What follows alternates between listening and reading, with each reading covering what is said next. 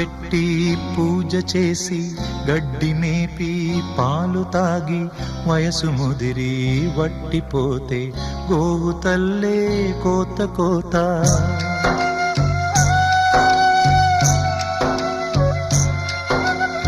బొట్టు పెట్టి పూజ చేసి గడ్డి మేపి పాలు తాగి వయసు ముదిరి వట్టిపోతే గోవు తల్లే కోత కోత.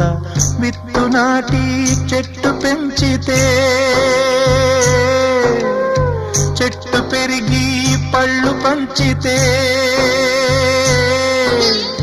తిన్న తీపి మరిచిపోయి చెట్టు కొట్టి కట్టెలమ్మితే లోకమా ఇది న్యాయమా? లోకమా ఇది న్యాయమా?